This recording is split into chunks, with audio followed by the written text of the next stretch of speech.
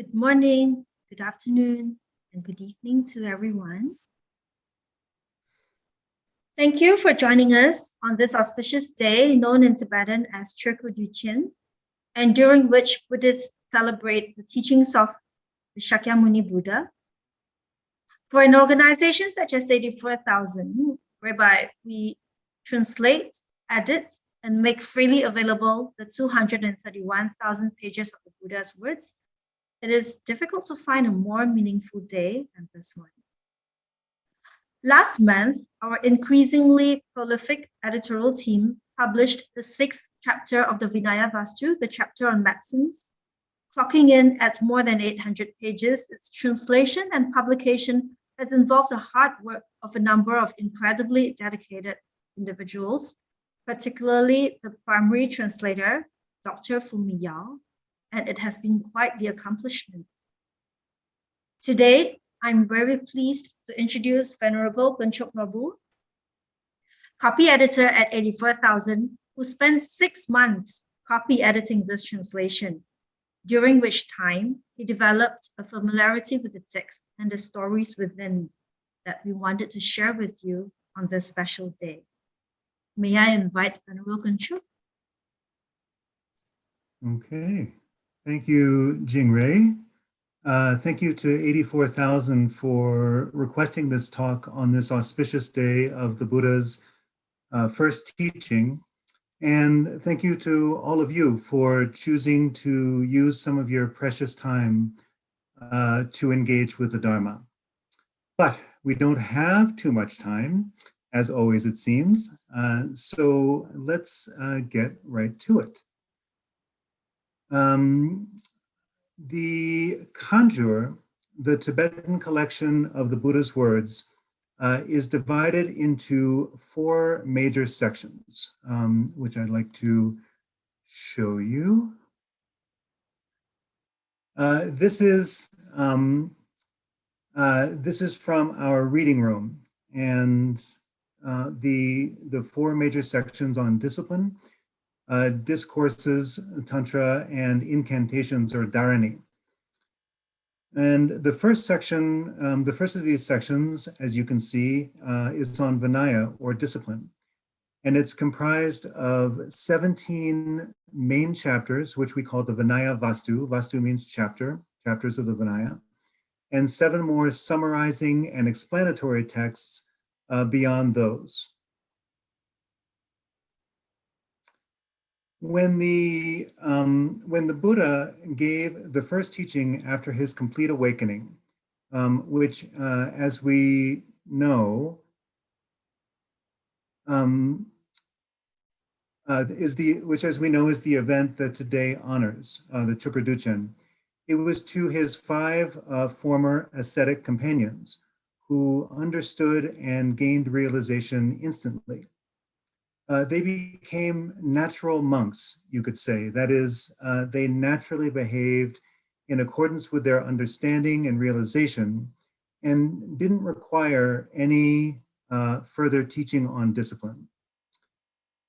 At the end of this episode, all 3 jewels had appeared in the world, the Buddha, the Dharma, and the Sangha. Before, when he was enlightened, there was just the Buddha. And once he taught, and there were those who understood his teachings, then the 3 jewels were there. Later monastic disciples, however, were not so gifted. And in response to their unskillful behavior or their doubts about how to act in the future, the Buddha gave them guidance on how to restrain verbal and physical non-virtue. How to act so as to avoid harming the faith in the lay population, and how to live harmoniously in community. As an unskillful monk myself, who has not managed to fully learn Tibetan or Sanskrit, I've always been curious about the Vinaya literature. It's always been a little shrouded and only available for the most part in its source languages. Now, as Western monastics, we do have resources about our precepts themselves, but being brought on as an English copy editor for 84,000 has allowed me to delve deeply into the two longest chapter translations we've published so far. The first chapter on going forth, and the sixth of the 17, the one before us, which is called the chapter on medicines, that was published earlier this year. In fact, this particular text is especially important to me because 6 years ago, in the spring of 2015, I was given portions of it as a test from the then editor-in-chief of 84,000 to see if I had what it took to be a copy editor for 84,000. So this was actually the first text that I saw and worked with. And fortunately, my work seemed to have passed muster. And for the last 6 years, I've been enjoying reading and helping to produce the translations that you enjoy in the 84,000 reading room. So you may have heard, that was 6 years ago. So from that, you can appreciate that for some of these longer texts in particular, very complicated texts like this one, they can take years and years to produce, from the initial translation all the way through the copy editing and various editing phases, and the technical know-how and skill to produce the digital formats that you can either read online or download for yourself. So sometimes it's a years-long process, and this chapter on medicines was no exception. So what I discovered is that this literature provides a vast treasure trove far beyond the backstories to our precepts, which many people think of when they think of Vinaya. How it is that the precepts of the monks and nuns came to be, and maybe lists, and it sounds a little dry. But this is not the case at all. And to my surprise too, finally being able to read this literature in English. This text does indeed relate all the situations that gave rise to our guidelines on what are considered medicines for monastics, and how to receive, store, and administer them, as well as guidelines on our daily medicine, which is our food. And that's included in this particular chapter. But as the translator, Professor Fumiyao, points out, this part of the text comprises only less than 20% of it. It's more than 800 pages in the original. The rest is a magical mystery tour of stories, teachings, and pithy verses, many related to some dimension of healing. And this is what we'll draw from today. And I just wanted to make a little aside. It's funny, in the West, when we have kind of Western media depictions of the Buddha, often it's of his life in the palace as a prince, up to the point where he leaves the palace. He has, he sees the four visions, and he leaves the palace, and he has his 6 years of ascetic practice, and then he leaves that situation and sits under the Bodhi tree and gains enlightenment, and then roll credits at the end, But this is really just a very small part of the story. After his full enlightenment, he taught across North India for 45 years. And the stories from that time are really tremendous. And, sometimes in the West also, especially among Vajrayana practitioners, we tend to get caught up a little bit in our Vajrayana Tibetan Buddhist world, Guru Rinpoche, Lama Tsongkhapa, these kind of things. And I don't know, Śākyamuni Buddha sometimes seems to take a little bit of a back seat in a strange sort of way. But reading this literature, for me personally, has immensely increased my devotion and my kind of wonder at what a Buddha is and how a Buddha acts in the world and how a Buddha acts in order to bring about the liberation of others. So, and you know, in this world, that occurred over a 45-year span before his parinirvana.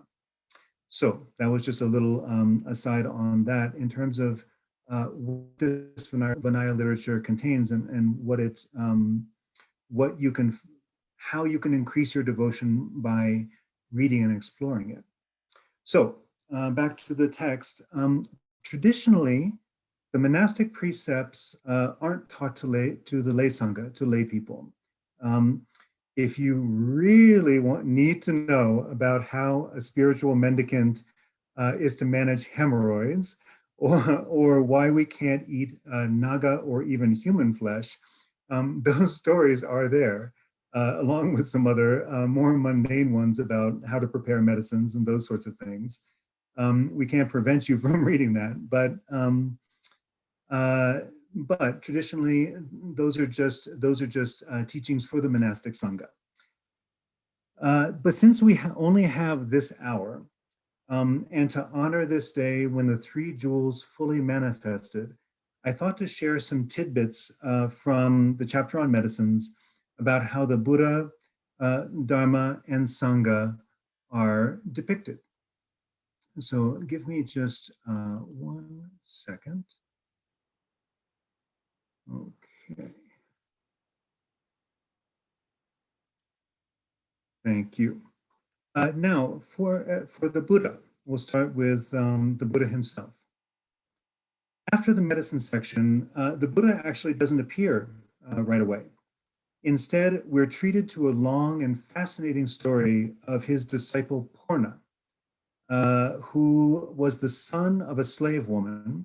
This was common in the medieval India at the time, and which we find out is the last of 500 such lifetimes, which he earned by losing his temper while a monk under the previous Buddha, Kāśyapa, and inadvertently calling an arhat the son of a slave woman. He was responsible for the monastic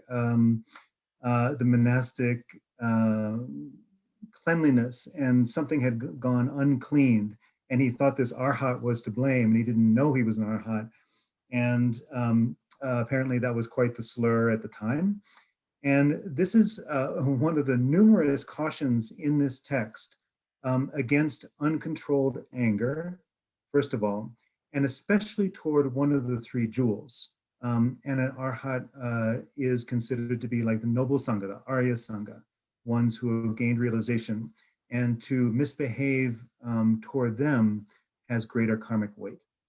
But anyway, Purna manages through the force of merit of actually serving the Sangha and feeling regret and confessing his misdeed once he realizes what he's done.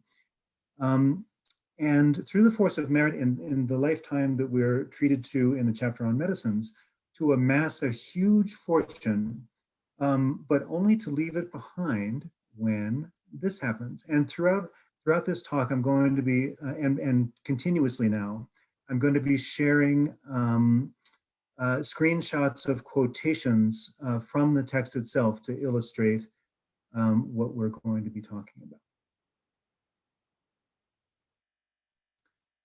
So just to set this up a little bit, he's about to leave on his 7th ocean journey to get vast amounts of merchandise, which has created his fortune. But it says at dawn, the merchants recited, and these are all the names of the sutras. I'm not going to subject you to my mangling of the of the Sanskrit, but I do want to point out 2 names of the sutras, which is really interesting: Staviragata and Stavirigata. And why this is interesting is these are the verses of the male elders, and these are the verses of the female elders. So the enlightened expressions of the female practitioners were held up as just as worthy as the male ones in this particular case. Purna heard them and said, "Sirs, you are singing good songs." "Caravan leader," they replied, "these are not songs." "Then what are they?" "They are the words of the Buddha." When Purna heard the sound Buddha, a word he had never heard before, the hairs in every pore of his body stood on end. Purna asked reverently, "Sirs, who is the Buddha?" The merchants explained, "There is a son of the Shākyams, a Shramana of the Gautama family, who went forth from his home into homelessness with true faith, having shaved off his hair and beard and donned saffron robes. He awoke to supreme, complete awakening. Caravan leader, he is the Buddha." "Sirs, where is that blessed one now?" So such was the force of Purna's positive merit that all he needed was to hear the sound of Buddha to change the course of his life away from his worldly activity toward awakening. And the rest of this text shows the rest of the chapter on medicines, the bulk of the stories, shows the Buddha displaying in the broadest sense the three awakened qualities of wisdom, compassion, and power. Just to encounter a Buddha, you know, on the rare occasion when a fully awakened Buddha appears in the world, just to encounter one is tremendously impactful. Here is the moment when Purna becomes a monk.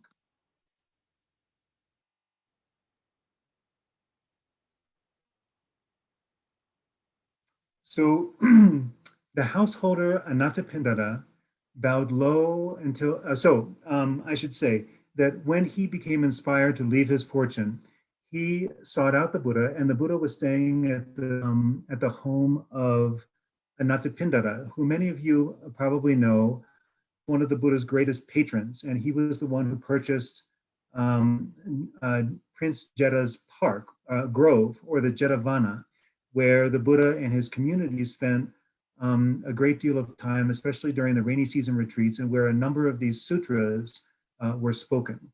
So Purna is in the company of Anathapindada, who is, and told him that he wishes to become a monk with the Buddha, and Anathapindada takes him there. So the householder Anathapindada bowed low until his forehead touched the feet of the Blessed One, and then he sat down to one side together with the caravan leader Purna. When Anathapindada had sat down, he said to the Blessed One, "Honored One, the caravan leader Purna wishes to go forth and be ordained a monk in the well-taught Dharma and Vinaya. May the Blessed One let him go forth and ordain him." Now see that Purna hasn't even said a word. He's heard the word Buddha, left everything, gone to find him, and Anathapindada is taking care of everything. The Blessed One assented to the householder Anathapindada by remaining silent. Then the Blessed One said to the caravan leader Purna, "Come, monk, lead the pure life."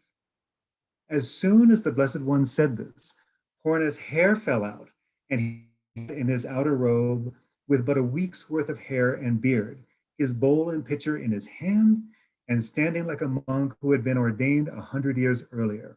And then there's this classic summary verse, which you find throughout the Vinaya, and also in texts that we've published, like the 100 Ds, the Karma Shataka. Because the Tathagata said, "Come," his hair fell out, and he was clad in his outer robe, his faculties at once calmed, and his body swathed in the Buddha's mind.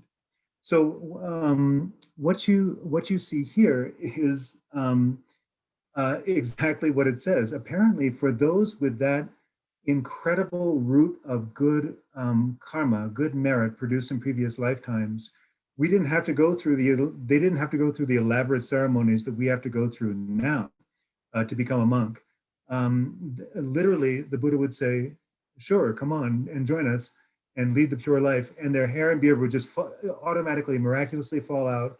Suddenly, they'd be clad in their robes with the bowl and their other implements in hand, and that was it. That's all that was necessary. So it shows something about the power of the Buddha and the power of merit, that this apparently was the original way that people became monks and also nuns. And then, so this is, and then we see the impact in another story about the mere physical presence of the Buddha. Now, the Buddha is invited by Purna and his brothers to come to a meal. And on the way, I sort of counted, the Buddha liberates 1,001 humans and one god who had come down to hold a parasol over his head. So this is just for lunch for the Buddha himself. And it shows something of the scope of his liberating activity. So here he encounters 500 widows who apparently had gathered together as a community. And I just wanted to introduce this, how it describes the impact of, for those with the right karma, simply seeing the Buddha and meeting his physical presence. There then lived in another place about 500 widows, and they saw the Blessed One, who was fully ornamented with the 32 marks of a great man, illuminated by the 80 minor marks, ornamented with a fathom-wide halo, and beautiful like a moving mountain of jewels, whose light surpasses 1,000 suns. As soon as the 500 widows saw him, great faith in the Blessed One arose in them. It is commonplace that when beings who possess the cause of having accumulated roots of merit look at the Buddha for the first time, they experience far greater pleasure than that of those who have practiced tranquility of mind, shamatha, for a dozen years, those who gain a son after having been childless, those who look upon treasure after having been poor, or those who are anointed as king after having longed for kingship. So note the phrase here, who possess the cause of having accumulated roots of merit. This is very important. These are not random occurrences. The people that have the karma to encounter the Buddha in the first place, and also to have this experience, this upwelling of faith, and this extreme feeling of joy and calm, are those who have created the karma for such situations in previous lifetimes. They've aspired to meet a Buddha. They've cultivated faith under other Buddhas, those kinds of things, and that comes together and produces this situation. And this is a very common trope throughout the Vinaya texts and the sutras generally. So then, as another stock passage says, the Blessed One, this is talking about the widows now, the Blessed One knew their thinking, proclivities, dispositions, and natures, and preached the Dharma that was appropriate for them. So this resulted, so the Buddha has this complete clairvoyance, omniscience. He knows exactly what's in the mind of everyone who encounters him. And this resulted, his teaching of the precise Dharma that they needed to hear, as it always does, in some level of faith and liberation in the hearers, sitting right there in front of the Buddha. So this is the power of the Buddha's mind and speech. We've seen the power of his mere physical presence, and this is the power of his mind and speech. Now, of particular relevance to our current experience, perhaps, is the long tail of the Buddha that follows, traveling within the kingdoms of his day at the request of the rival monarchs there to quell epidemics that were ravaging their capital cities. COVID is not the only epidemic in history, obviously, and this was a real issue also in the northern India of the Buddha's time, rampant runaway epidemics. But as an aside, before we get to that, in the context of these stories of him traveling through the kingdoms, I found myself, as I was reviewing this text and as I was editing it originally, especially moved by the equanimity and compassion displayed by the Buddha toward one of those monarchs, King Ajatashatru of Rajagriha. While a prince, urged by the Buddha's misguided cousin Devadatta, Ajatashatru had his own father imprisoned and mistreated to the point where he died in prison. You can still visit the site near Vulture Peak Mountain today, where this occurred.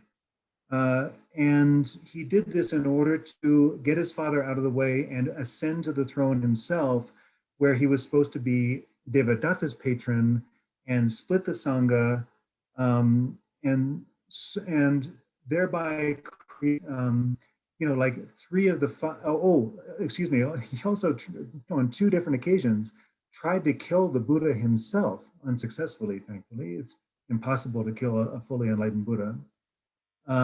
But those are 3 of the 5 worst actions you can do, according to the Buddha's teachings. Nonetheless, and we have this cancel culture, right? That we talk about a lot these days. Somebody like Ajatashatru might have been, just pushed out of the public eye and shunned by, most everybody, but this is not the case here. The Buddha plays a patient, long game with Ajatashatru in order to coax him back into a virtuous life, and to blunt the intensely negative karma he had created, and to set him up through encouraging virtuous action for his eventual liberation.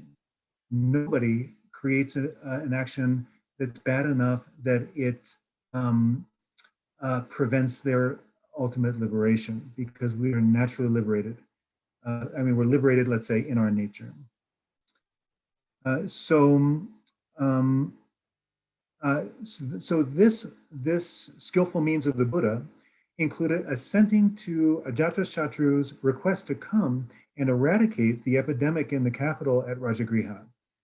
Apparently, all that was needed to accomplish this was for the Buddha to physically show up, just to be present, pacifying the potential harm of Nagas along the way. We'll get back to Nagas later. And he arrives with a majestic assembly, including countless gods, and in a common theme: as soon as he sets foot in the country of Rajagriha, the earth quakes in 6 ways. And then in Rajagriha, this is the result. There's a long passage before this paragraph of describing the assembly, which I didn't think we really needed to look at, but blind people could see, deaf people could hear, mute people could speak, and those who had other imperfect faculties gained the perfection of each faculty, and the drunk became sober, and those who had taken poison recovered from the effect of the poison. Those who were angry with each other became friendly. Pregnant women bore their children safely. Those who had been confined in prison were freed, and those who lacked property obtained property. Having seen such prosperity, a lay brother spoke this verse: in the country where the Lord of the world appears, there are no crop failures, epidemics, or external attacks. The gods bring rain, people make merit, and hundreds of wonders occur there. Thereupon the Blessed One entered Rajagriha and relieved the people. He then left Rajagriha and entered the bamboo grove. So, in this case, all he has to do is appear, and these wonders occur. This is how it's described. Now, the epidemic isn't quite finished yet, though. It shifts to Vaiśālī. And this may sound familiar to some of you. Last year, 84,000 published an independent text in the Kangyur, which is almost identical to the episode that's found here in this text. It's almost a mirror of that, with just a couple of words different, called On Entering the City of Vaiśālī, to be resounded as part of our Sutras for Well-Being series that we curated to counteract the COVID pandemic. Certain texts that you can find. If you go to our website, you can find the Sutras for Well-Being section. You can download or read right there this On Entering the City of Vaiśālī, and dedicate it to the eradication of our own pandemic that we're experiencing now. Now here, it's very interesting. The Buddha doesn't even need to go to the city himself. He arrives near Vaiśālī, but then he instructs his attendant Ananda on what to say at the city gate, including a long mantra and verses extolling the virtues of the three jewels. And after Ananda goes and recites it verbatim, the epidemic ceases. And that's all that was necessary at that time.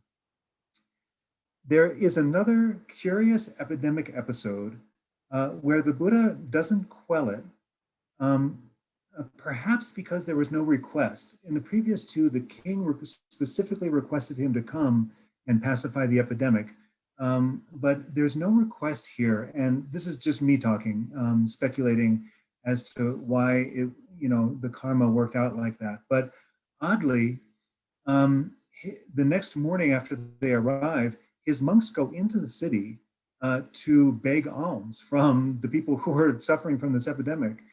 And they hear all about the lay followers who have died, hundreds and hundreds of them.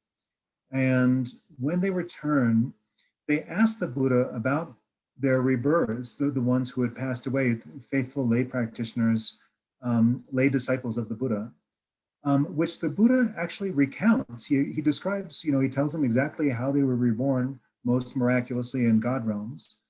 But then there's an interesting facet of the Buddha that we see here. He has many different ways of displaying, and he's not beyond displaying annoyance with his monks. And so we see that here. Sorry about that. This is, we're gonna have to go back to the other one. So he actually scolds them for asking. Monks, it is scornful of the Tathagata that you ask the Tathagata about those who have passed away and died. It does not please the Tathagata. What wonder is there in the fact that someone who is born will die? The nature of phenomena, the enduring reality of phenomena, the element of phenomena endures whether Tathagatas appear or not. The Tathagata himself, after having completely known and been completely awakened, explains, teaches, establishes, analyzes, interprets, clarifies, expounds, correctly and completely expounds the following. And here, I'm not going to read through the whole thing, but you can see that what he expounds again is exactly part of what he expounded on this day of Chökor Düchen during his first teaching, which is the 12 links of interdependent origination. He recites them forward and backward exactly as he did in his first teaching. And it's in the context of his display of irritation at his monks, it seems that he was saying, did you forget what I said the first time? Here it is again in its entirety. The cause of suffering, the truth of suffering, the cause of suffering, the cessation of suffering and the path that leads to the cessation of suffering. That's all you need to concern yourself about. You don't need to be asking me about the rebirths of people who had died. So, excuse me. Elsewhere in the text, there is a vast section where the Buddha relates stories about many of his own past lives,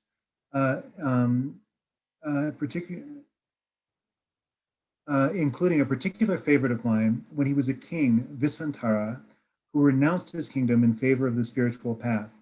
And these stories, all of these stories specifically concern the ways in which he amassed the karma of great generosity dedicated to awakening, and indicating that along the way he served literally hundreds of thousands of prior Buddhas,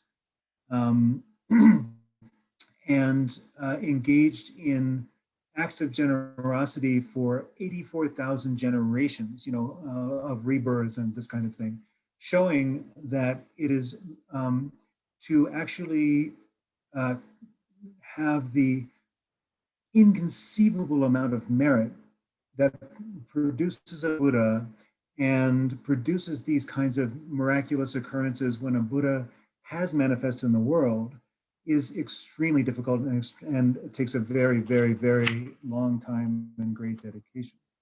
But also, remarkably, in the chapter on medicines, there are stories the Buddha tells about his unskillful negative actions in lives in the very distant past that ripened as some of the well-known difficulties in this life, such as bouts of illness. I encourage you to investigate those. They're all contained within this text. But now I'm going to treat the second jewel, the Dharma, very briefly, but circle back to it later. And first of all, I want to show one common verse without comment, which summarizes the theme of most of the stories of the paths through the relative world. And, you know, they say on days like these, it's very meritorious to do anything virtuous, but one of the greatly virtuous things is to memorize the Dharma. And so you could actually memorize this 4-line verse very easily. That says, even after hundreds of eons, actions are never lost. When the time and conditions are right, they bear fruit in embodied beings. This is something that's repeated again and again and again and again, that the actions we engage in don't necessarily ripen in that lifetime or the next lifetime, but it may be hundreds of eons before the conditions come together. And besides that, I have one other comment, actually. There's a related theme that states that such actions will only ripen in the continuum of the one who engaged in them, not in the outer elements and not in the experience of any other being. If you did it, you're going to experience it. And there is no other way that karma ripens, and that's the way it's described.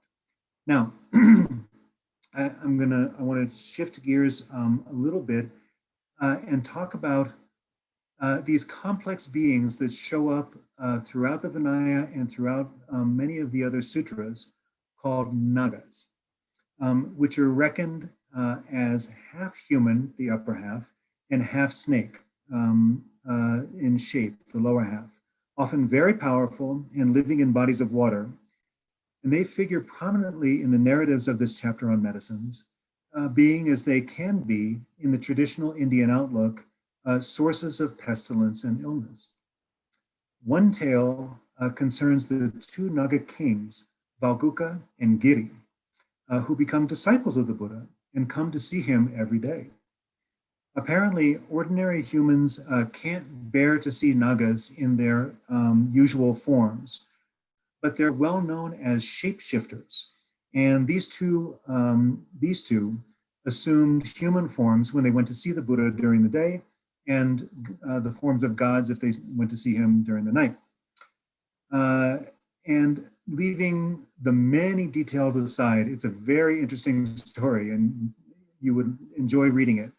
But they need to meet King Bimbisara in the presence of the Buddha, and they have a moment of doubt about protocol. It says in the text, and now I'm quoting, when the Naga kings Valguka and Giri saw King Bimbisara, they asked the Blessed One, if King Bimbisara comes, to which should we show respect, the king or the Dharma?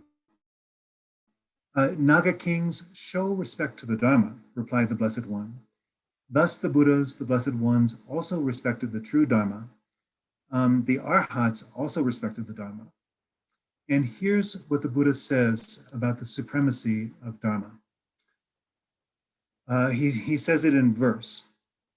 Those who were past Buddhas, those who will be future Buddhas, and he who is the present Buddha conquer many sorrows.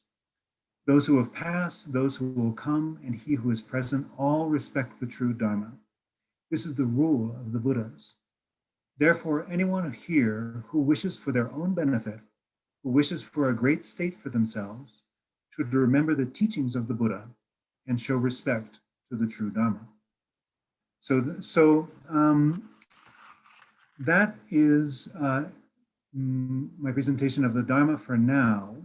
We're going to circle back around to it at the end, but I want to now turn our attention to the third jewel, the Sangha.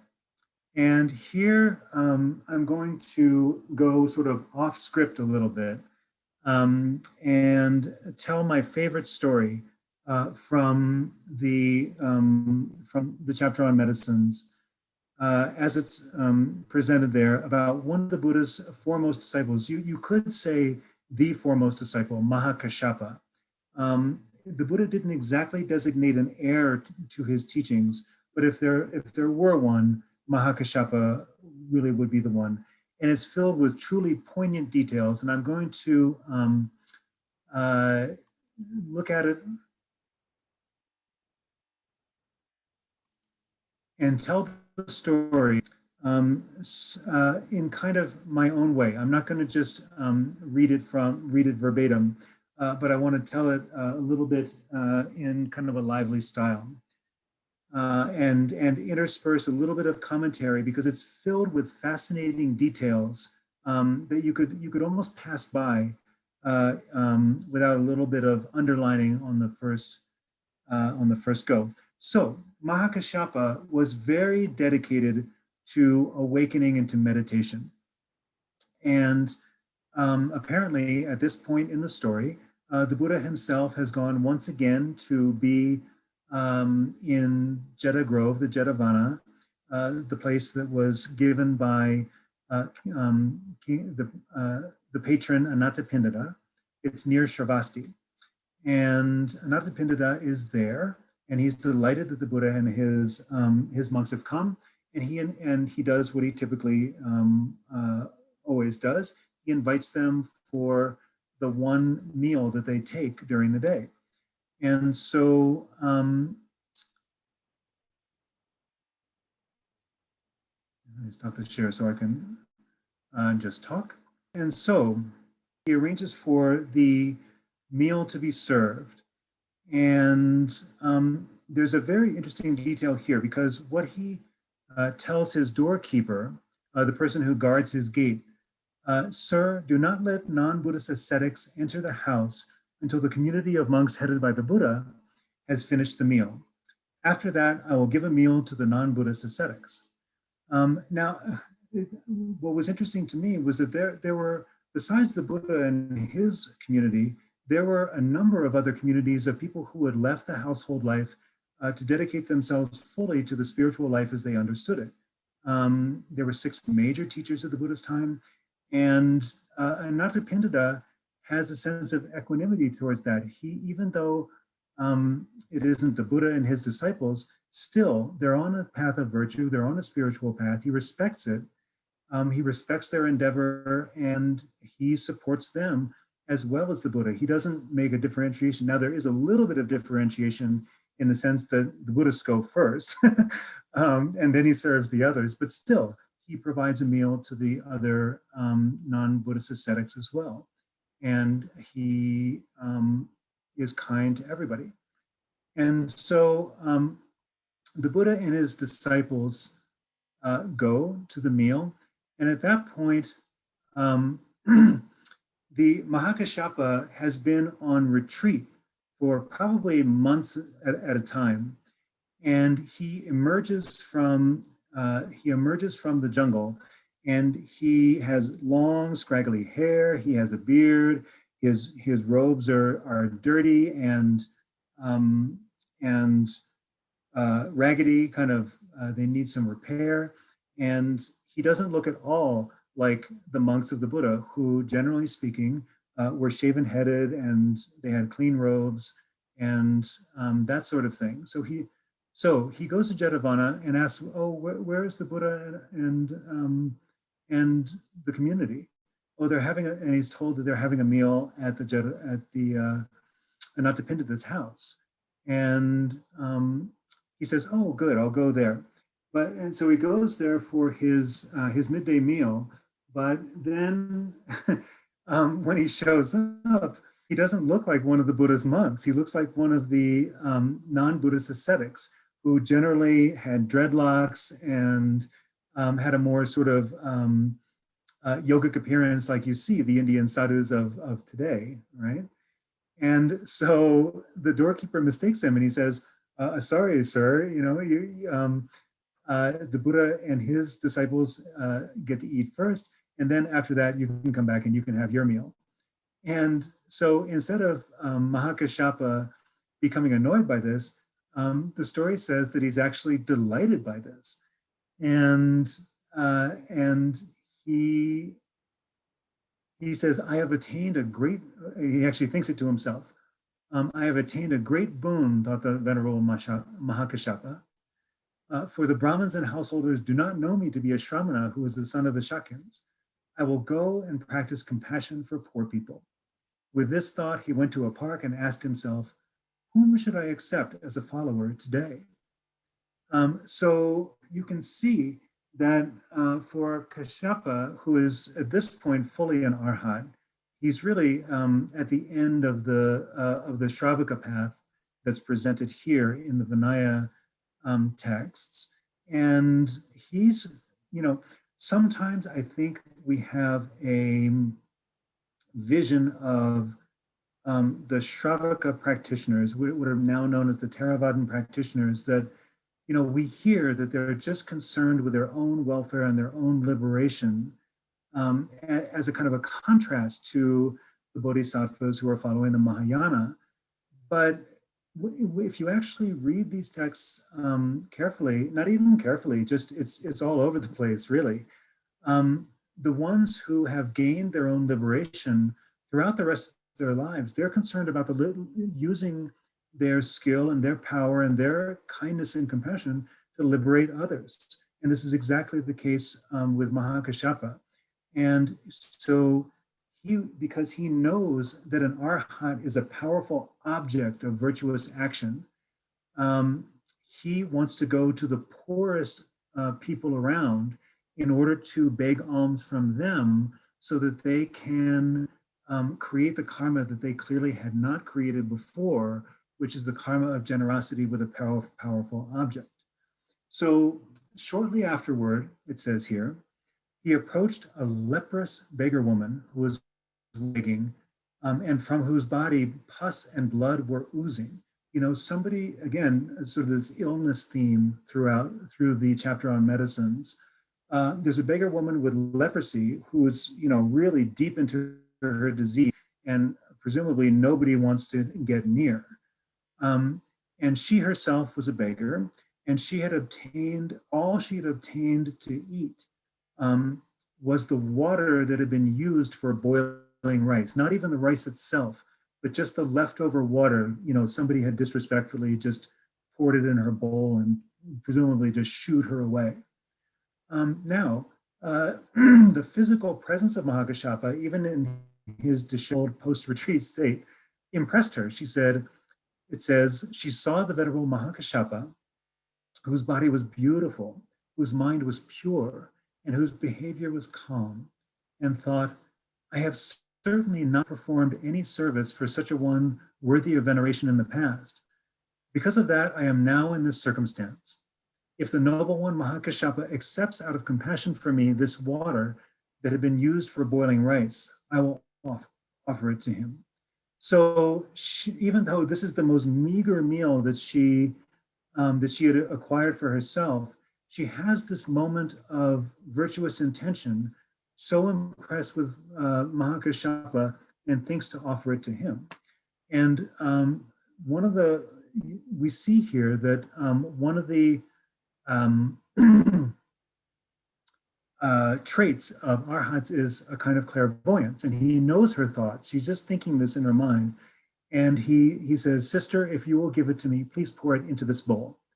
And then it says, then her mind was filled with faith when she poured the water into when she poured the water into the bowl, a bee fell into it.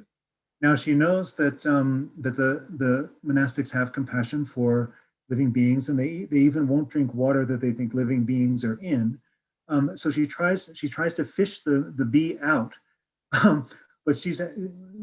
but when she tries to remove it, apparently one of her fingers broke off, like what happens with advanced leprosy, and fell into the water that had been used for boiling rice. And she thought, there goes my chance at the completion of my good karma. And she says, even though the noble one, concerned about my feelings, may not throw it out, he will not consume it. Like, in other words, she says, no, my finger dropped into the water. No way he's going to eat it now. And the drinking of the water would complete the karma for her, she would think. But the Venerable Mahākāśyapa, knowing her thoughts, went to a wall in front of her, sat down by the wall, and ate. Now, it doesn't say whether he sort of pushed the finger aside and drank the water, but in any case, he did drink the water without any concept about it at all. And she thought, although the noble one, concerned about my feelings, has eaten some of the food, it will not serve as a meal. And the Mahākāśyapa knows her thoughts again, and he seeks to assure her and says, rejoice, sister. I will live for a whole day and night with this meal given by you. And she rejoiced greatly, thinking, I offered alms food to the noble one Mahākāśyapa, and he accepted it.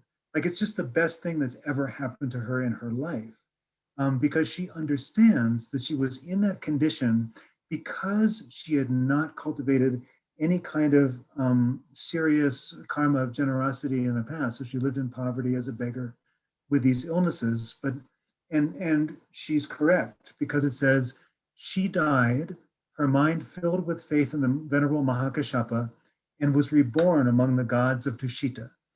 So just because of this one karma, she shifted from the life of a leprous beggar woman, barely alive in this world, instantly and miraculously reborn within one of the highest God realms in the body of a god. Now, the gods show up a lot in these stories. They're not uncommon beings, and they really interact with this human world quite a bit, and they can see what's going on, and they react, and sometimes they interfere, as you'll see. Shakra, Lord of the Gods, in this god realm called Heaven of the 33 gods, he saw this whole thing play out according to this story. He saw her offer water that had been used for boiling rice, gain faith, and die. Now, here's a very interesting detail.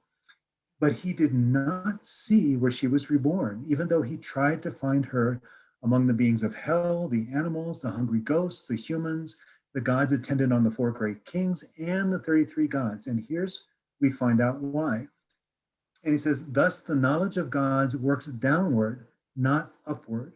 So there, in the Abhidharma, we discover that there's a hierarchy of realms, of desire, of various realms, and what's called the desire realms, including the gods, of ever more refined states of being.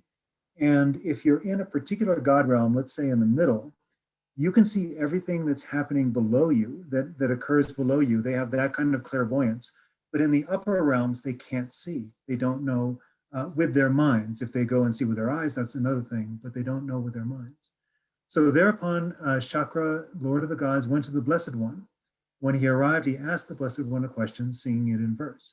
And so without recounting it, because time is slipping by, he basically asked the Buddha where she was reborn. Now, Buddhas have complete omniscience, and this is the contrast that's being made in this story very pointedly.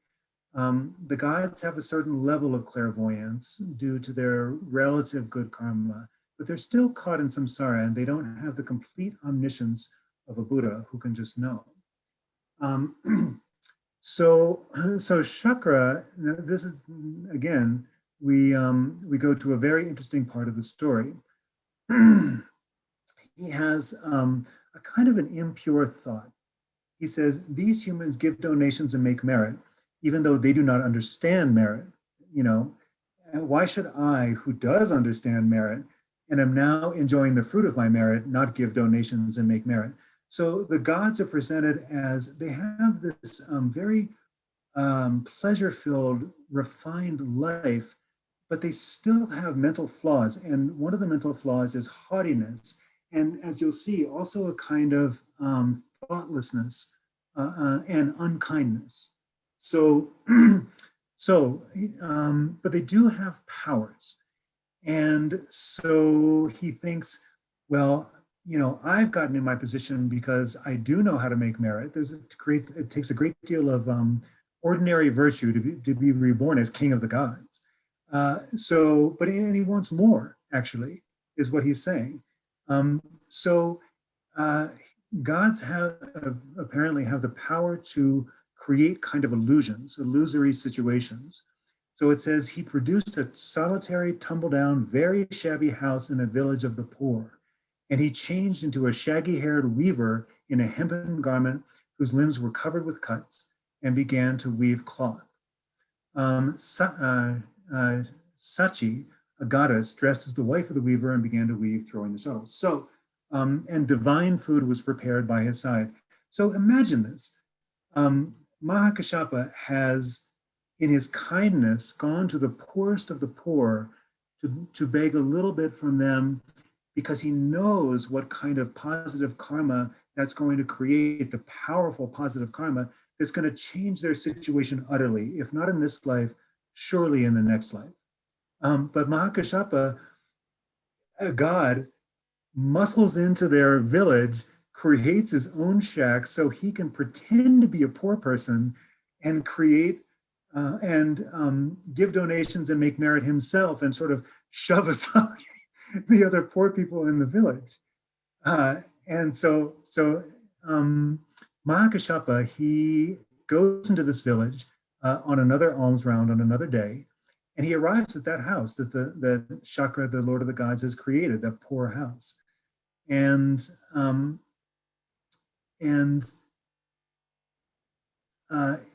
he receives the food, and then he tastes it and he goes, wait a second, this is divine ambrosia. This is nectar. How in the world is this shabby weaver, how did he create this divine nectar?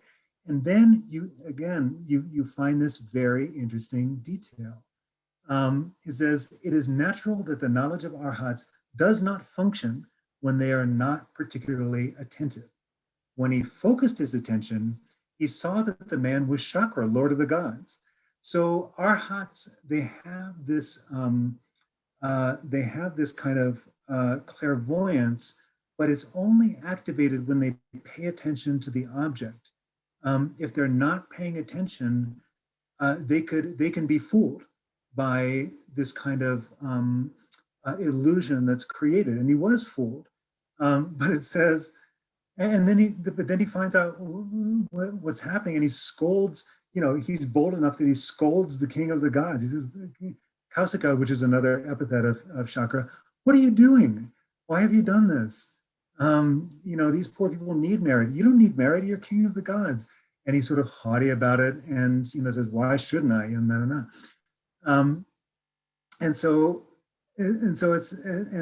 now what I'm going to do is I'm coming to the end, but I'm going to break a little bit of a rule, which is not discussing how the precepts or the guidelines for monks were formed among lay people. But this is not a serious one. This is just an allowance.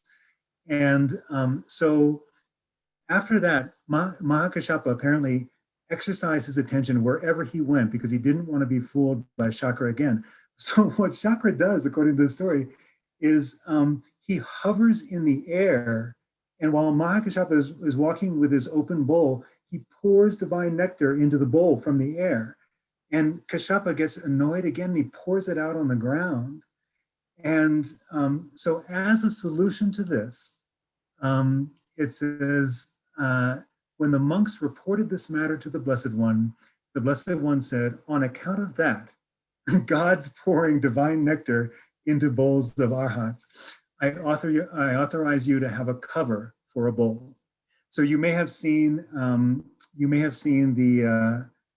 monks in Burma or Thailand, and when they walk with the begging bowls strapped to their shoulders, they have a cover.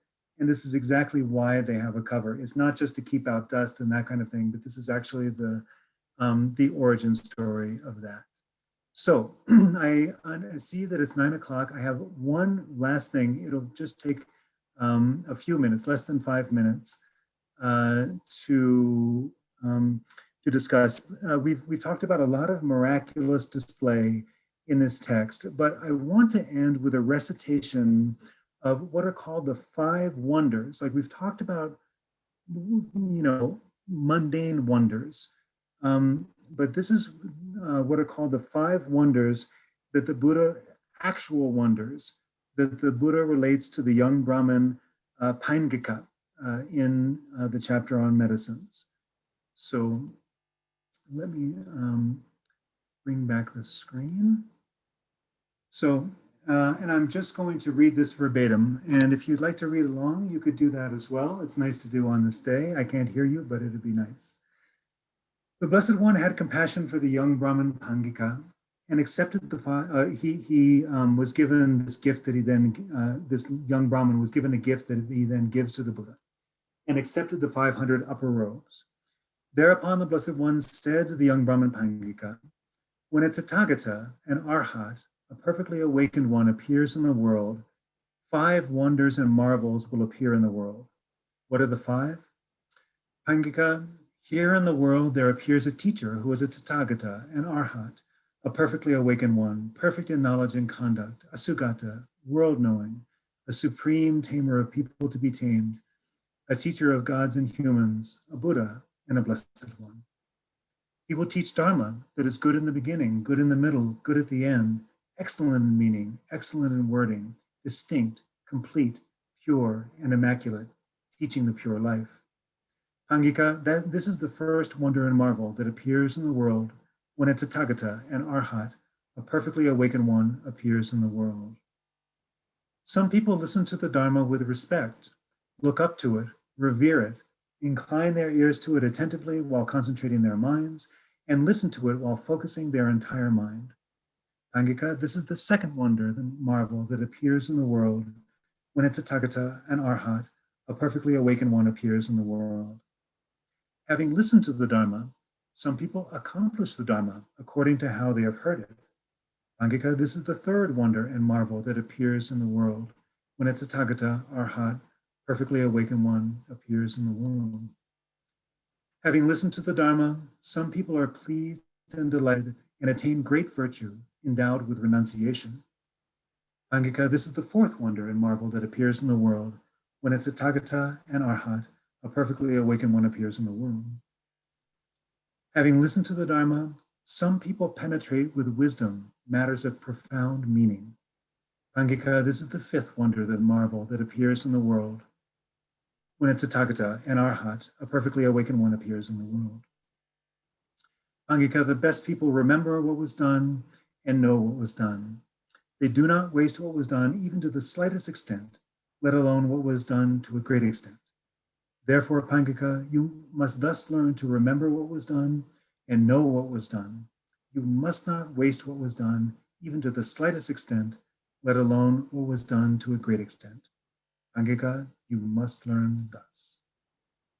So, we have come to the end of my talk, and as the Buddha said in his final statement, before his parinirvana, the Dharma itself, which was first taught on this sacred day, is always our foremost refuge, and it is the one that we can go to time and time again. So thank you so much for your attention. I was tasked with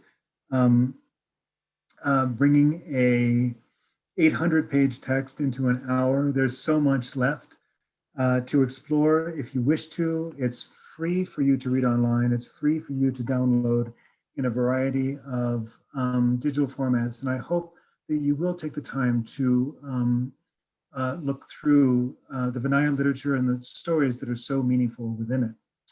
And now we've reserved some time for questions and answers. And a couple have been selected for me, but I may also look through a little bit. But let's start and see what was selected, and we can talk for the rest of the time on that.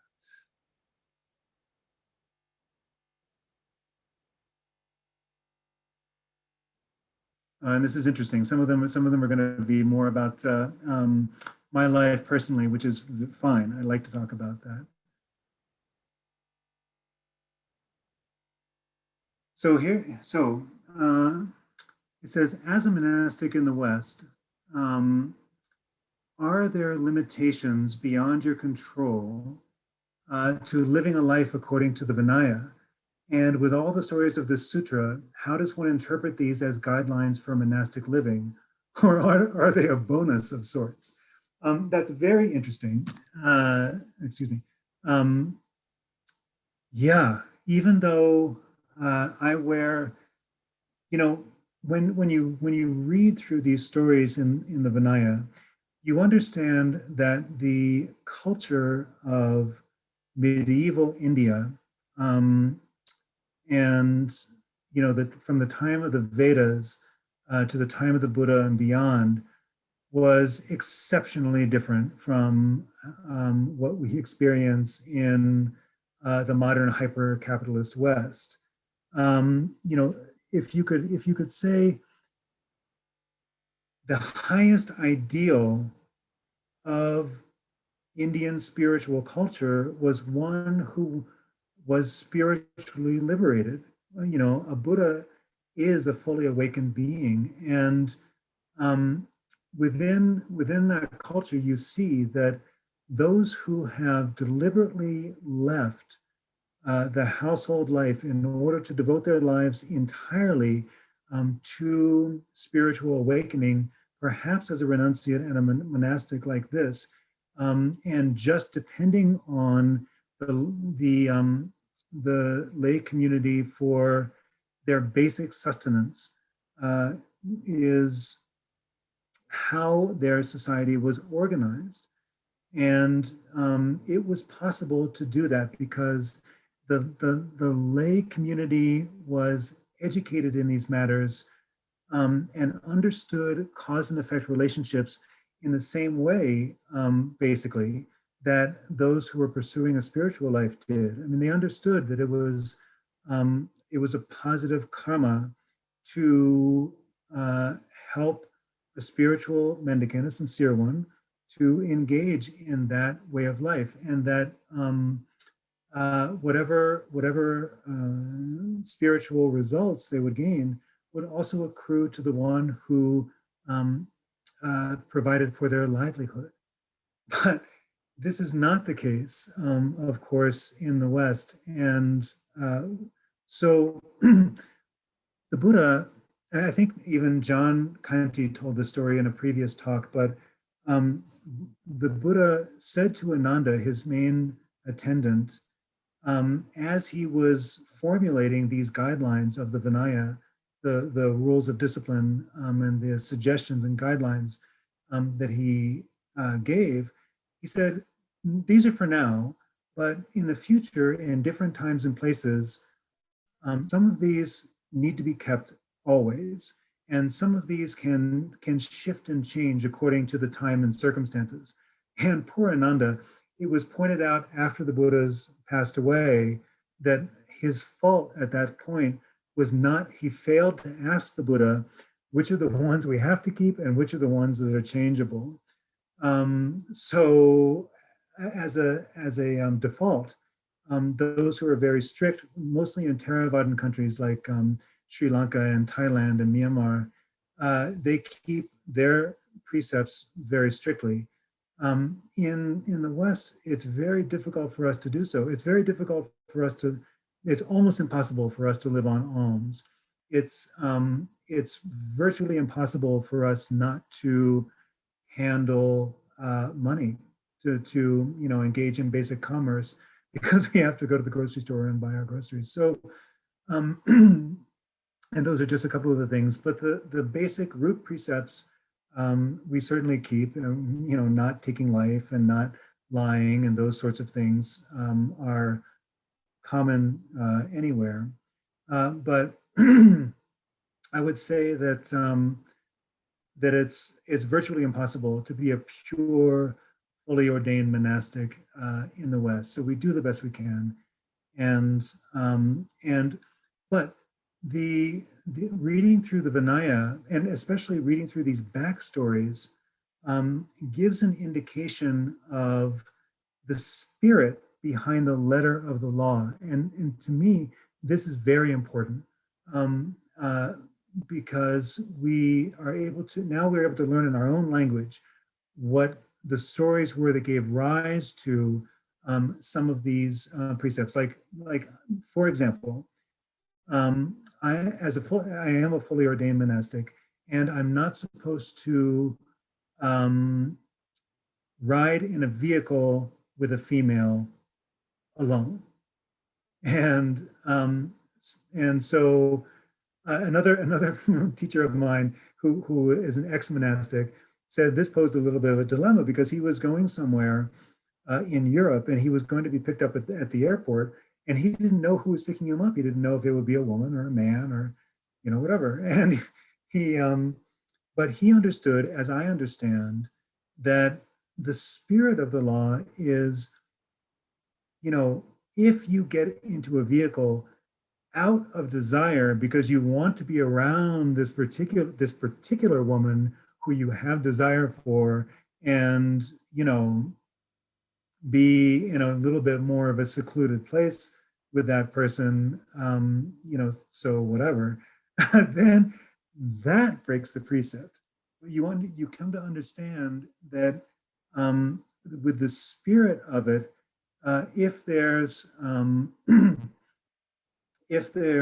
no desirous intention or anything like that, you can just leave that concept aside and just get in the car and go. Do you know what I mean? And so it's a little bit like that. And here's another example. I have to say, and all respect to my Theravadan brothers and sisters, but in particular cases, I have seen myself, and you may have seen yourselves, Theravadan monks smoking. And some of them would say that the Buddha didn't give any rule about it. He didn't forbid smoking in the Vinaya. And so if you have the wish to smoke, it's kind of okay. But my understanding is there's a broad of reading in these Vinaya texts, is there's a broader principle at work, which is one of the categories of our guidelines is not to engage in behavior that would reduce faith in the lay community if they saw you engaging in that way, if they saw you acting in certain ways or speaking in certain ways.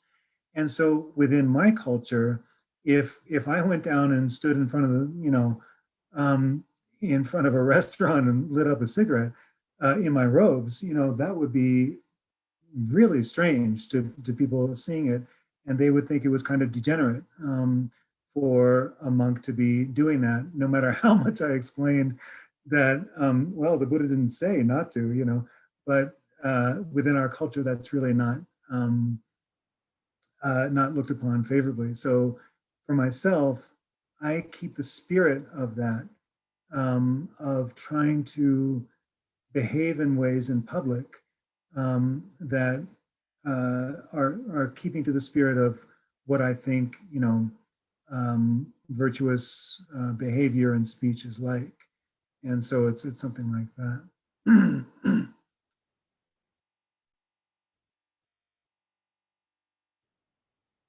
So here's a question from John, who asks, can you please tell us how the Vinaya texts are used by monks and nuns in their personal practice and in their regular community gatherings? That's a very interesting question.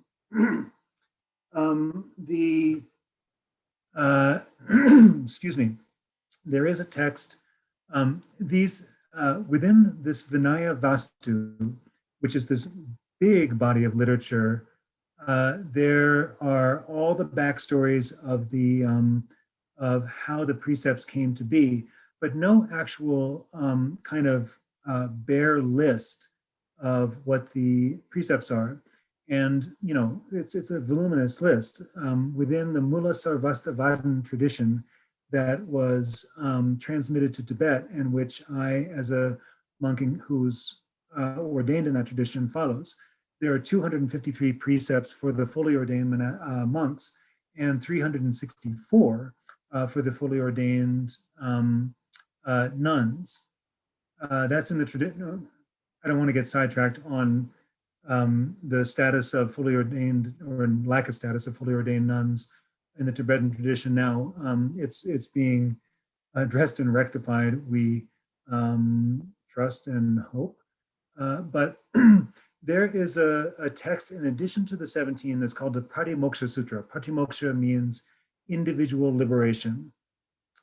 All of these guidelines, including the 5 precepts of a devoted lay practitioner, the 8 precepts you might take on virtuous days like this or on full and new moon days, those are listed there, and they're used in a ceremony that we do on the full and new moon called sojong. Sojong means to purify and renew. These are the times when we purify and renew our vows. And the Patimoksha is, that sutra is supposed to be recited in its entirety on those days. Whether, and up to the present, you would either do it in its Pali form or in its Sanskrit form or in its Tibetan form. And there is a partial translation by Charles Prebish of our Patimoksha, but it has a little bit of, it's not completely perfect, I would say. And so ours is in the works, but it's not completely ready for reciting. And some of the smaller texts that we recite on these Sojong days are in preparation, but not fully ready. So we're getting to the point, slowly, where we have all of these texts for recitation available in English. But if I can make a plug, there are some of the 24 texts in the Vinaya, especially the ones concerned with the Patimoksha of the nuns, that have not been started. The translations have not been started yet. So we would love to hear from especially monastics, even ex-monastics who have a sense of that life and who happen to be well-versed in Tibetan, Sanskrit is a bonus, to contact us and take responsibility for and do these translations so we can have a complete Vinaya within this generation. That would be something that would be extraordinarily helpful.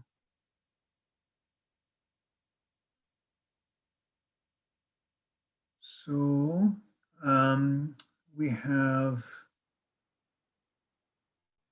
another question. Is the medical treatment for monks and nuns today restricted in any way by the Vinaya rules? That's an interesting question. I would say not really, with the caveat that I'm not exactly familiar with how the Theravadan monks and nuns in countries like Sri Lanka and Thailand and Myanmar and places like that deal with these situations. When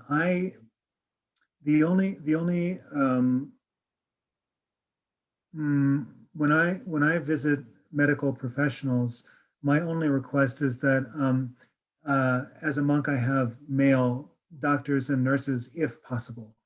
And I sort of make it impossible, if possible, not impossible, sorry, if possible, because I don't that's my general request, but I don't want to put an undue burden on a medical staff. You know, I'm also sensitive to not being somebody who has lots of special needs. But I'm not exactly sure if any other people know, I'm not exactly sure if that medical treatment, you know, within this Vinaya, there are all kinds of rules about these are the medicines to use in one day. These are the ones to keep for 7 days. These are the medicines you can use for life.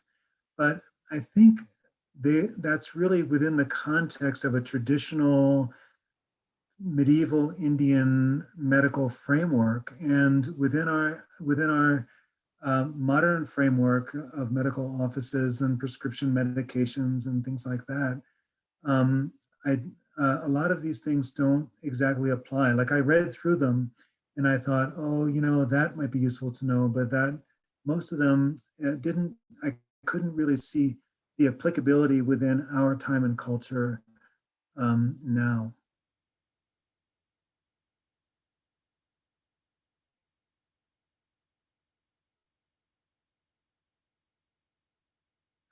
This one says, what are the similarities and differences in the Vinaya text between the Sanskrit and Pāli traditions? I would say that they're more similar than not, because the Vinaya texts, the Tibetan Kangyur is very interesting because the bulk of the Kangyur is made up of Mahayana literature, but the Vinaya section of the Kangyur is not that. It's more. I was thinking about this as I was preparing this talk. It's more of a window. It's like a closer window that we have to what the actual life was, what the transmission of the original teachings gives us. Not only a picture of the Buddha and how he appeared and functioned during his 45-year liberating career across North India, but also what the monastic life was like and how it changed from a wandering life to a little bit more of a sedentary life as monasteries were set up and that kind of thing. As some of you know, the Vinaya itself, very shortly after the Buddha was passed away, was recited in its entirety by the Arhat Upali. And it was preserved in an oral tradition. And in my work as a copy editor for 84,000, I came to learn of a particular kind of monastic that's called a Dharma Banika. And the role of the Dharma Banika was basically to learn the sutras and memorize the sutras, like memorize all of it so that they could then recite it for the next generation. Very interesting. And then eventually, of course, this was written down.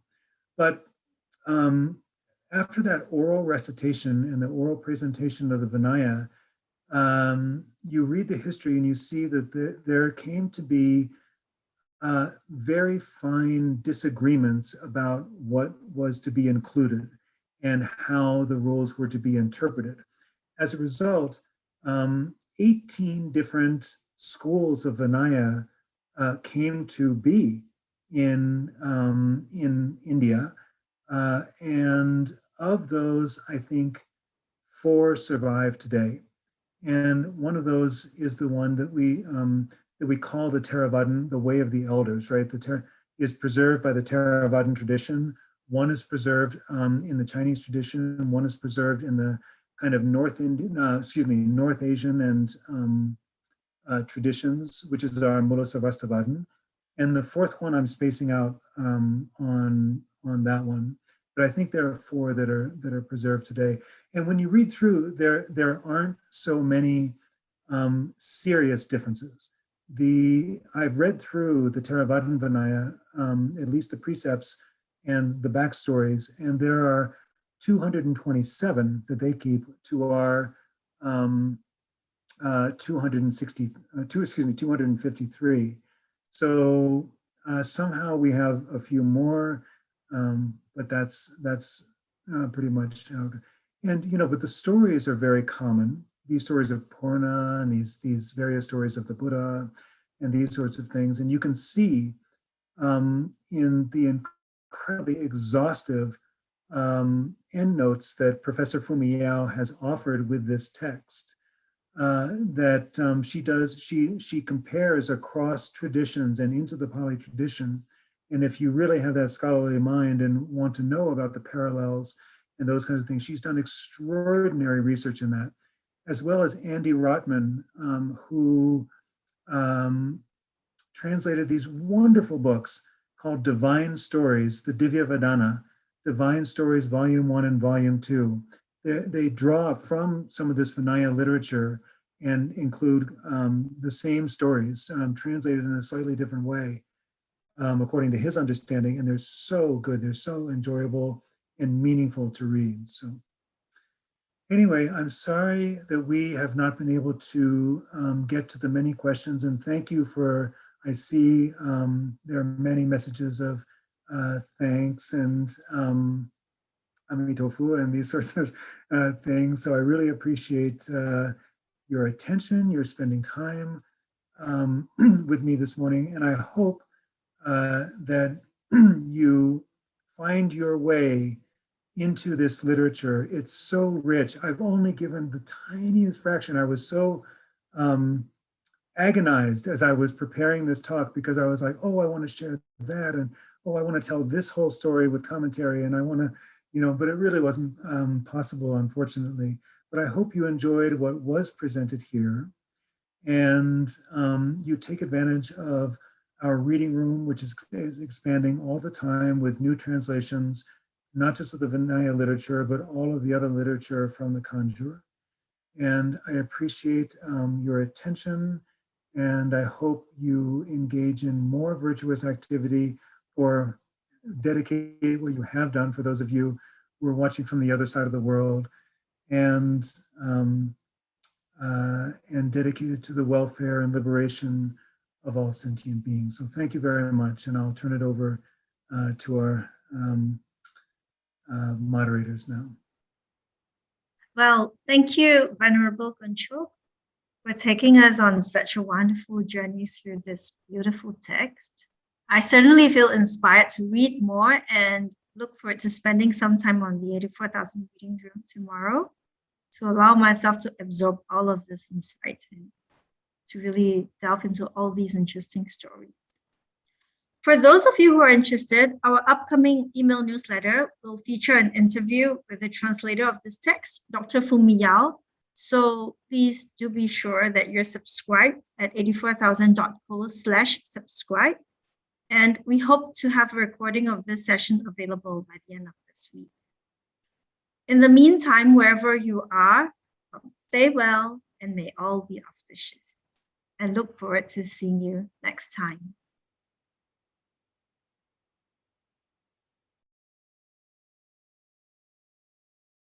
Hello again to everybody. We decided that we would like to create a bonus video in addition to the webinar from this morning, discussing the chapter on medicines from the Vinaya, because there were several questions that came in from attendees of the webinar, very interesting questions, and there wasn't quite enough time to address them in the earlier session. So we thought we'd create this bonus reel, if you like, and I tried to answer these questions. And also I discovered that there are several people who I know personally, and probably more than that, who for one reason or another weren't able to attend the live session, and so they might be interested in this extra material.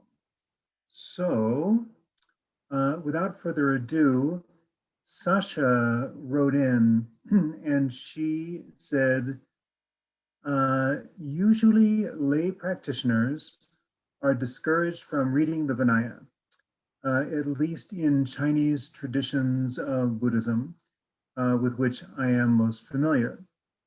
Could you please indicate with which motivation and mindset we can read this chapter, the chapter on medicines, or any of the Vinaya, really, so that we don't commit any wrongdoing? So first of all, Sasha, I wanted to say thank you for your sensitivity to that, and for your wish to approach this material with the right motivation, and in keeping with the traditions. I mentioned briefly in my talk, in my main talk, that traditionally the Vinaya, the part of the Vinaya that are the rules for monastic discipline, and the stories behind them and those kinds of things, were not taught to a lay audience. They were just taught to a monastic audience. And this tradition continues today. Actually, I've experienced it myself when I was in a multi-year course in Buddhist philosophy back in the 90s. The Kempo there was quite strict about this. And when we got to, we studied a text called Domsum Namye, which has been translated as Ascertaining the Three Vows, and published as a book. And when we got to the Pratimoksha section, the section on the vows of individual liberation, everybody could study together the vows of lay people. And then the lay people were excused from the classroom. And then we were taught the precepts for novice monastics. And when that teaching was finished, the novices were excused, and the fully ordained monastics were the only ones who were left who were given the teachings on the precepts for fully ordained monastics. Now, what I can share about this is that I was taught that there are two reasons why these particular teachings are restricted. And one is in order to prevent the lay, I'm going to say this in a little bit of a funny way, but to prevent the lay community from over-policing the monastics. And by this I mean, you know, if they know some of the precepts, but not the full teaching on the background, the reasons, the spirit of the law, and those kinds of things, that can give rise to gossip and criticism that might be misplaced, and it might be wrong, and lead some of the lay community to engage in, you know, mental and verbal non-virtue when they might misunderstand what's happening. And I will say that the Buddha, over the course of his 45-year teaching career, gave a very complete teaching for his monastic community on basically how to police themselves within kind of an honor system, and how to regulate the purity of their own community up to the point of even expelling members who were not keeping the vows properly and not remorseful about their ongoing misconduct. So that's one reason. The second reason for the restriction of teaching the monastic precepts to monastics was actually not to discourage the members of the lay community who might be considering ordination themselves. If you look at, like, say, all 253 precepts of a fully ordained monk, or the 364 precepts of a fully ordained nun, you might feel, oh, there's no possible way that I can keep these purely, and you might be discouraged from entering into that life. And so this would be a shame. And so there should be a pure motivation for entering into the renunciate life, and then the details of the precepts are taught later, and they're actually engaged in over the course of about 10 years, usually, before somebody is considered to be stable in their vows. Now, with regard to the question at hand, as I mentioned in the main talk, less than 20% of the chapter on medicines is about precepts and about guidelines for the monastic Sangha. The rest are stories of Purna, of the Buddha's travels throughout northern India, and then this miraculous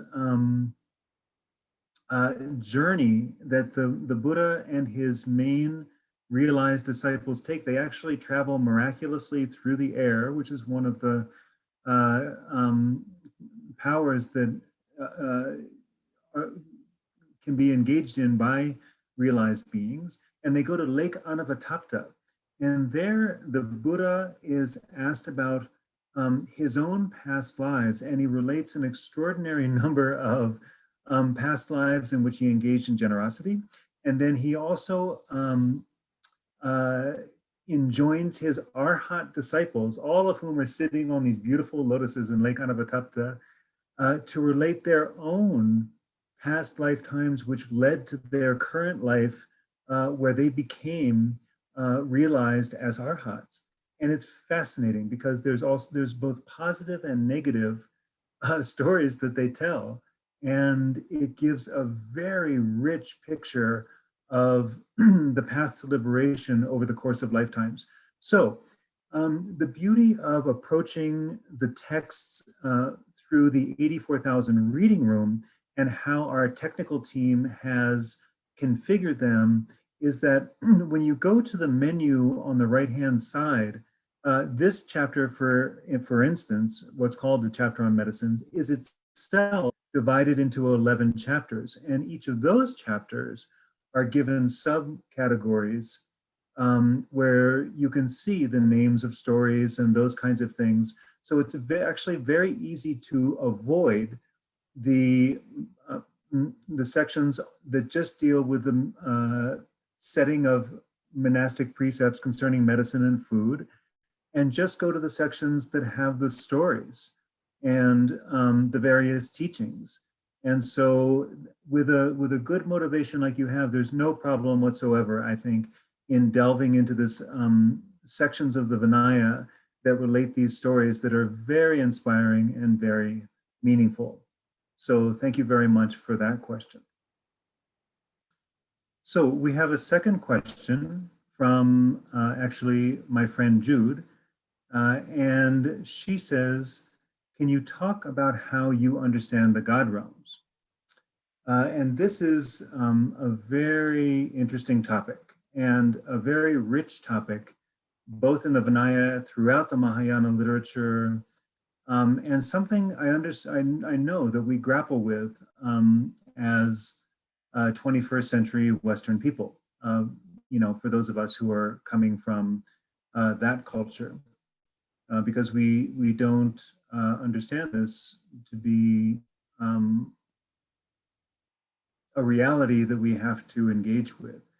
However, I will say, for myself personally, it doesn't really matter. I don't have any kind of clairvoyance, and I've never seen a God myself. But I've read enough in the Buddhist literature that I have a very strong belief in their existence. For one simple reason that, if human bodies and human minds are possible, and the whole variety of animal bodies and animal minds are possible, given the reality of cause and effect relationships, why wouldn't godlike bodies and godlike minds and God realms be possible? Why would there be any particular difference? That's one thing. But from the very beginning of the earliest stories about the Buddha, and not from the Mahayana, where people might, in the sectarian way, accuse them of embellishing, the stories of the Buddha, but from the Vinaya itself, which has its root in the origins of the Buddha's stories and the Buddha's understanding, and the Buddha telling his own experience from his enlightened awareness. This day of Chökor Düchen occurred because of the Buddha's interaction with gods. Many of you know that the way the story goes is that after his full awakening under the Bodhi tree, when he became the Buddha, the awakened one, he really spent some time exploring his enlightened experience, his full enlightened experience, and looking at all of the realms of samsara and how beings appear in the realms of samsara. But he did a very interesting thing, which I have my own particular take on. He considered the beings that were alive at the time and whether or not there was anybody who could understand the Dharma that he had awakened to, the truths that he had awakened to. And he said, I really don't think there's anybody who can understand this, and so I'm just going to remain silent. And he spent 7 weeks in the area around Bodh Gaya considering whether or not to teach the Dharma. Now, one of the qualities of full awakening, of becoming a Buddha, is complete omniscience. It's complete omniscience. And of course, the Buddha knew that there were those living at the time who would be able to understand his Dharma. He knew that perfectly well. So this was a kind of a set, because what you learn from the sutras is that there's a very powerful karma that's created by those who encourage a Buddha to teach, or really to encourage any awakened being to teach on any level of awakening. That's why we have the request to turn the Dharma before any kind of a teaching that we go to even these days. But there's a very special karma involved in requesting a Buddha to teach right after his complete awakening. And so the gods also have their own kind of clairvoyance, and they can see into the human world. And when they saw into the human world, they came down themselves to encourage and request and beseech the Buddha to teach, saying, there are beings who can understand this Dharma. Please turn the wheel of Dharma, right? So the Buddha, in my opinion, and I think this is backed up by some commentarial teaching, was setting up a situation so that these gods could create this magnificent karma that would actually lead to their liberation from samsara. Brahma and Indra came down and made this request. And Brahma and Indra, as powerful as they are at the highest levels of the God realms, are still within samsara and are still beings that are encompassed by the Buddha's compassion and need to be liberated like that. So this is one relevant story today about gods interacting with the human realm. But the Vinaya, this chapter itself, and throughout the literature and the Kangyur, gods are regular features, and they're not considered to be psychological metaphors or anything like that. Within the relative world, definitely there are beings that have this godlike existence, and there are karmas that are created that produce that. One of the texts that I worked on, one of the longest texts in the Kangyur, is called The Application of Mindfulness of the Sacred Dharma. And this occupies like 4 volumes of the Kangyur. It's an enormous text that takes you on a complete tour of all the realms of samsara. And it talks extensively about both demigod realms, asura realms, and about God realms. And also talks about how they interact. And also the most interesting thing that I found there was something I'd really never seen before, and I think it is in other places now, but I'd never encountered this before. And this was how human behavior influences God realms, or the gods in those realms. And the way it's explained in this particular text, which is number 287 in the listing of our category, you can look it up yourself. It's very fascinating. Is when human behavior is generally virtuous. The gods in the higher realms, they become stronger and more radiant and more powerful, and they have more of an inclination to assist and support human beings in their virtuous conduct and in their endeavor for liberation and those sorts of things. Now, the converse is also true. And there are asuras, sometimes they're called jealous gods, and they are jealous of the higher gods above them to the point where they want to engage in warfare with them and fight for their, to gain the sensory pleasures and things that the gods themselves have. And so there's this sort of constant impulse toward warfare. And what this particular sutra says is that when the general behavior of human beings is non-virtuous, when non-virtue is increasing, these asuras, these jealous gods, actually become more powerful and more difficult to defeat. And they cause more trouble within the human realms. And so, sometimes in Tibetan culture, you'll hear, like when they go to the top of mountain passes, they'll say, Gyalo, may the gods be victorious. And this sort of stems from that.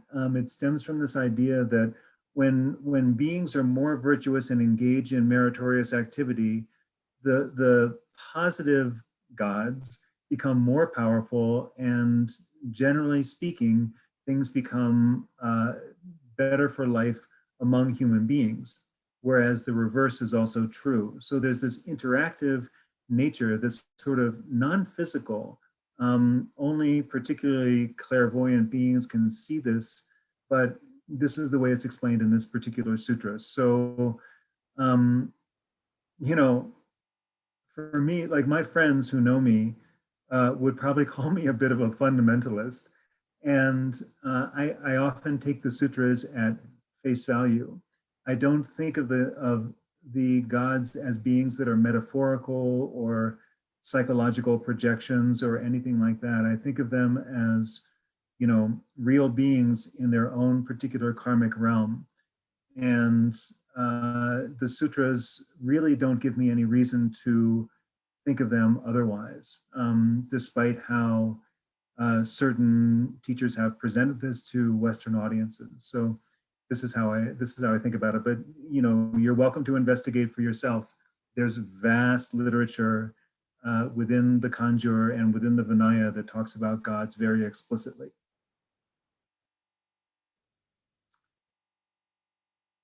So finally, the third question that I thought to address in this additional talk is a little more personal. And there was an anonymous attendee who says, as copy editor for 84,000, which are the most remarkable texts that you have worked on?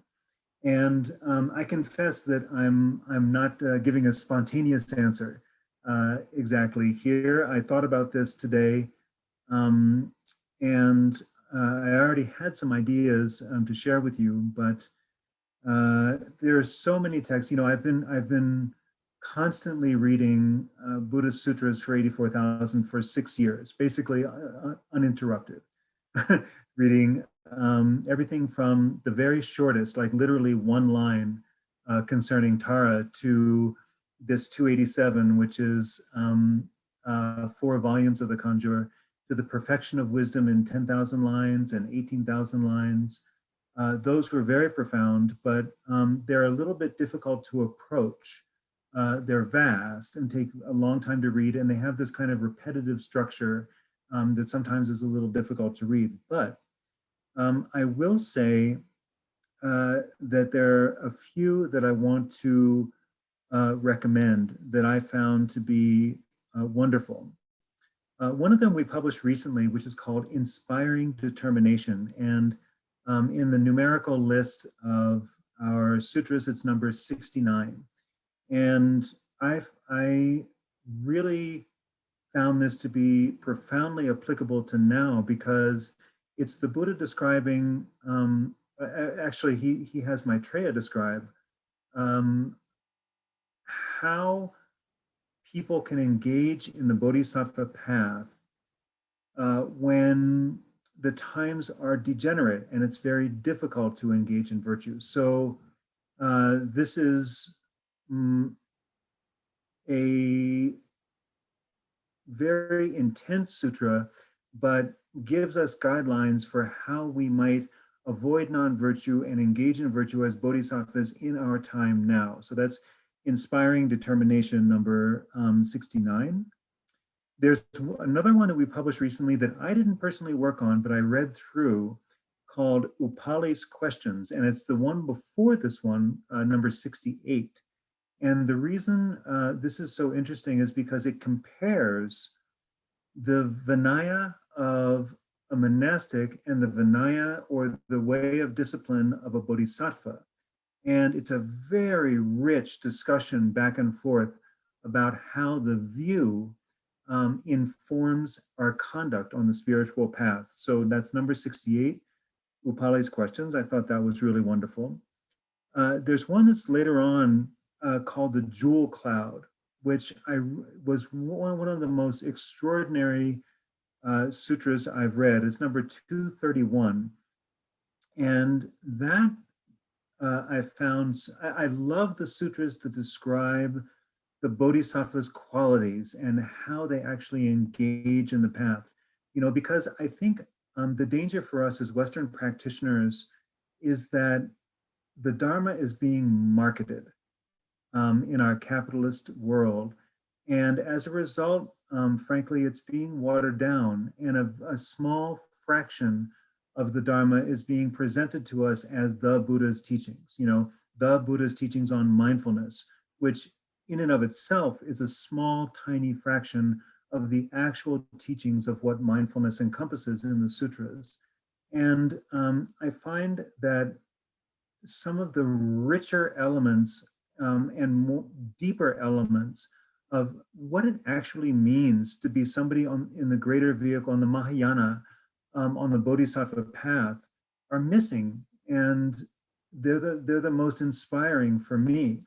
How complete the life and actions are of bodhisattvas when they engage in the 6 perfections of generosity, discipline, patience, diligence, concentration, and wisdom. How kind of difficult they can be, how challenging they can be, but then how rewarding if they're engaged in purely and thoroughly and with good, perfect view, and that sort of thing. Interestingly, I edited our translation of the Lotus Sutra, which I think in the Western imagination is almost like a property of China and Japan. You know, it was so thoroughly taken up by East Asian Buddhist cultures that I think it can seem almost a little alien to us. But when I read it just today, and with some other teachings that I've been receiving, I've been thinking about this sutra quite a bit, and I've been thinking about how compatible its view is with the highest teachings that are presented within the Vajrayana. And I just keep coming back to it and keep thinking, wow, what a profound view and path that particular sutra includes. So that's one. Then if you are a fan of the stories of karma that are presented within the Kangyur, that are presented also here in the chapter on medicines, number 340, the 100 Deeds, is a wonderful sutra, and it has about 126 different stories of karma. And we recently published an edition that includes wonderful illustrations that we solicited from people's children who learned about these stories and then created these illustrations. And then now we've published a PDF that you can download and enjoy of that particular sutra. And that's a wonderful one. But really, one of my favorites among all of them is number 96, which is called The Miraculous Play of Manjushri. And I just love this sutra so much. and almost any sutra involving Manjushri. Manjushri is a very fascinating figure in the sutras. He's a little bit of a trickster, a little bit of a shapeshifter, all stemming from his compassion of engaging in these various styles of liberation. It's a very feminist sutra. He affects the liberation of actually a prostitute, but she's the one who turns out to be the most receptive to his liberating instructions, and then she is predicted to become a Buddha in the future herself. But the interplay between them and Manjushri's kind of cleverness and then the profundity of what their dialogue is, the whole package is called The Miraculous Play of Manjushri, and that's number 96. I really love that sutra a lot. But I have to say that it was difficult to choose. You know, there are more than 1,000 texts in the Kangyur. We've published over 160 new translations now. And we understand that it's a little bit overwhelming when you approach this. So we recently promoted, and I want to promote myself because I think it's a wonderful new addition to our digital reading room. We now have various filters that you can apply. If you go to the reading room section of the 84,000 website, you can apply a variety of filters based on your interest or the time you have. Like, let's say you want to recite a text on a holy day like this, like Chökor Düchen, but you want one that's like 30 pages or less. We have a section for quick reads. We have other ones that have to do with the life of the Buddha, sutras on karma. You can apply all kinds of different filters and get to shorter lists of texts that suit your interest or suit your circumstances. So I think you're really going to enjoy this particular new feature in our reading room. And of course, because of our wonderful technical team, the sutras themselves are really a pleasure to engage with, I've found. I mean, I love our reading room. The aesthetic, it just looks nice as you read through, if you read online. And there's an interactive component, which many of you know. There are glossary definitions and a rich array of notes on that illustrate various parts of the sutras that come up on screen. For those of you who know Tibetan, you can read the original and the translation side by side now, all of those sorts of things. So we've come to sort of the end of the time that we'd allotted for this, this extra presentation, but I wanted to finally encourage you again to engage in this exploration. I think you'll find it deeply rewarding and sometimes surprising. I spent the day actually working on a text that thoroughly surprised me. It presented a kind of profound view. This was a sutra on view that was really uncompromising in a way that I didn't see in many other sutras that I've read so far. And so even after 6 years myself of constantly reading this literature, I found myself in a state of wonder and surprise today as I was reading through this particular text that we'll publish probably next month. So thank you very much once again for your attention, for your interest, and for joining us wherever you are and whenever you may look at this video. And I hope that you are moved to engage with these translations that so many people have worked so hard to bring into your language. So thank you very much, and I hope to see you again.